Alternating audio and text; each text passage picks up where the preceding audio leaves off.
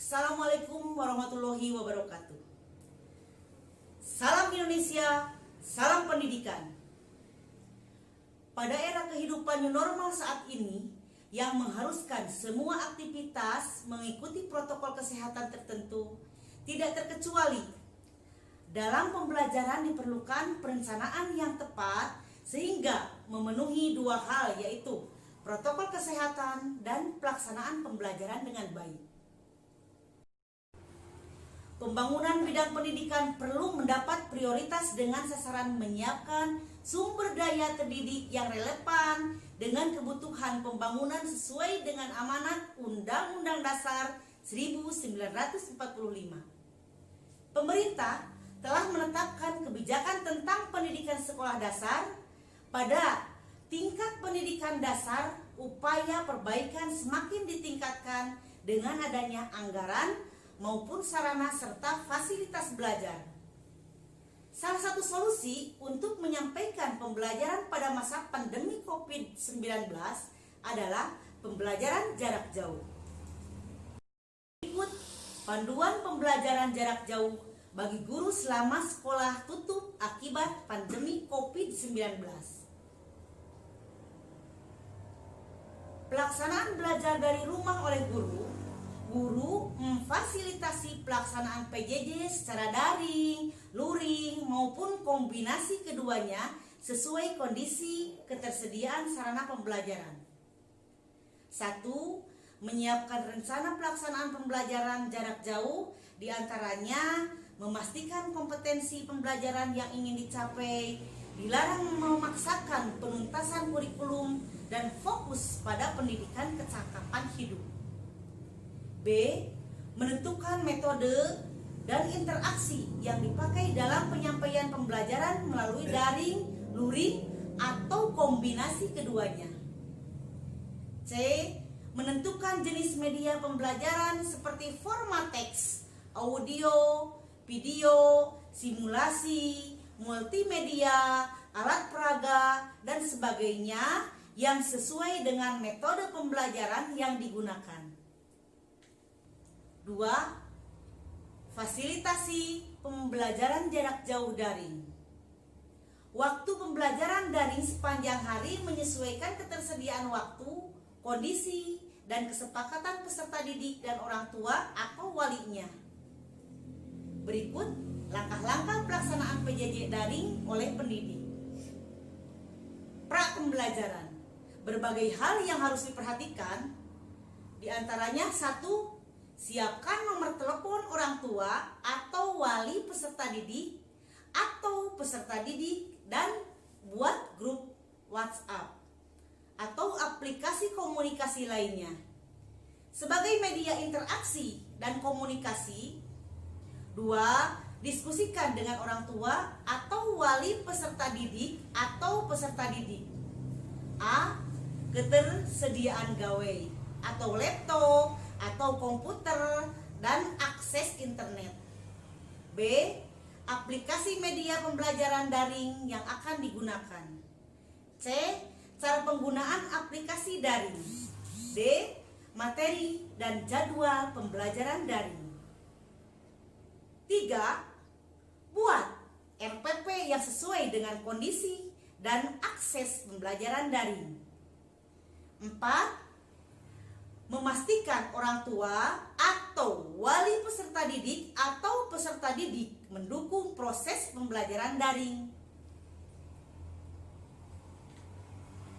Pada saat pembelajaran daring ada beberapa hal yang harus diperhatikan, diantaranya 1. Komunikasi dengan orang tua atau wali peserta didik atau peserta didik terkait dengan penugasan belajar. 2. Berkomunikasi dengan orang tua, wali peserta didik, atau peserta didik memastikan peserta didik siap mengikuti pembelajaran dan mengakses sistem manajemen pembelajaran. 3. Memantau aktivitas peserta didik dalam sistem manajemen pembelajaran. 4. Membuka layanan konsultasi bagi peserta didik yang mengalami kesulitan. Setelah pembelajaran selesai, 1. Setiap peserta didik mengisi lembar aktivitas sebagai bahan pemantauan belajar harian. 2. Mengingatkan orang tua, wali peserta didik atau peserta didik untuk mengumpulkan foto lembar aktivitas dan penugasan. 3. Memberikan umpan balik terhadap hasil karya, tugas peserta didik, lembar refleksi pengalaman belajar. Bila ada siswa yang tidak dapat dijangkau dengan internet atau faktor teknis maupun non-teknis, bisa dilakukan: A. Guru meminta untuk melakukan kunjungan dengan tetap memperhatikan protokol kesehatan. Bila ini terjadi, maka guru yang ditunjuk adalah guru yang terdekat dengan lokasi anak. B. Pada kondisi darurat, titel guru kelas 1 sampai 6 ditiadakan. Semuanya menjadi guru bagi anak-anak. C. Mengatur jadwal murid untuk belajar dengan tetap memperhatikan protokol kesehatan. Prinsip pembelajaran. A. Guru merancang pembelajaran dengan beragam dan tidak tergantung pada cara atau teknologi yang sama harus terus-menerus. Teknologi adalah salah satu alternatif belajar jarak jauh. B. Materi pembelajaran bisa diakses baik online maupun offline sesuai dengan kondisi murid. C. Pembelajaran bermakna disesuaikan dengan kemampuan guru dan murid, misalnya dengan melihat kualitas lembar kerja atau video pembelajaran yang dibuat atau dipilih oleh guru. D. Kegiatan pembelajaran yang diberikan guru memiliki variasi sebagai berikut. 1. Guru membuat pembelajaran di rumah lebih sederhana, utamakan literasi, numerasi, dan karakter. 2. Guru memberikan ruang untuk murid mengekspresikan perasaan, bisa melalui tugas menggambar, menulis, membuat video. Kemudian 3. Melatih kecakapan skill sehari-hari. Contoh, membantu pekerjaan orang tua. 4. Guru juga membangun hubungan sosial dengan murid, menyempatkan menyapa dan bercakap-cakap, memberikan perhatian dan mendengarkan keluhan murid. Tidak hanya membicarakan pelajaran dan tugas sekolah saja. Beberapa prinsip yang harus diketahui oleh orang tua. 1. Memastikan peran orang tua memahami pentingnya masa belajar dari rumah sehingga murid tetap belajar dengan sungguh-sungguh. 2. Mensosialisasikan tujuan dan regulasi pembelajaran jarak jauh. 3. Memastikan orang tua tidak berperan sebagai polisi pengawas atau guru pengawas murid di rumah.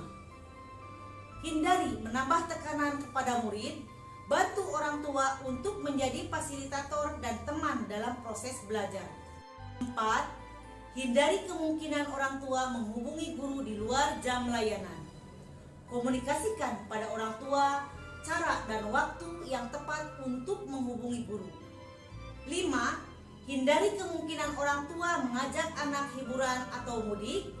Komunikasikan pada orang tua mengenai anjuran pemerintah resiko liburan atau mudik. 6. Hindari rencana kegiatan belajar yang menggunakan alat atau sarana yang tidak dimiliki oleh semua anak. Antisipasi dalam koordinasi rutin ketika menyusun rencana pembelajaran bersama guru. Berbagai cara dalam membuat media dan jadwal komunikasi dengan orang tua. 1. Buatlah grup WhatsApp orang tua per lombel untuk menyampaikan tugas dan pertanyaan harian dan pertanyaan terkait akademik. 2. Grup WhatsApp perwakilan orang tua, guru, dan kepala sekolah untuk melaporkan kondisi murid beserta keluarga. Bagaimana bila orang tua atau murid tidak memiliki HP atau akses internet? Apa yang harus guru bisa lakukan? A. melalui perwakilan orang tua atau wali murid, dianjurkan untuk memilih perwakilan orang tua di masing-masing rombel. Perwakilan orang tua dapat ditugaskan untuk membantu menyampaikan tugas belajar offline sesuai dengan domisili yang berdekatan. B. Menggunakan sistem pesan berantai. Mengidentifikasi akses komunikasi orang tua atau murid. Bagi orang tua atau siswa yang tidak memiliki akses internet, tugas akan disampaikan secara berantai melalui temannya. Pengumpulan tugas dapat dilakukan melalui teman yang memiliki HP dan akses internet. Bisa juga datang ke sekolah untuk mengumpulkan tugas melalui guru piket. Demikian, sukses untuk maju.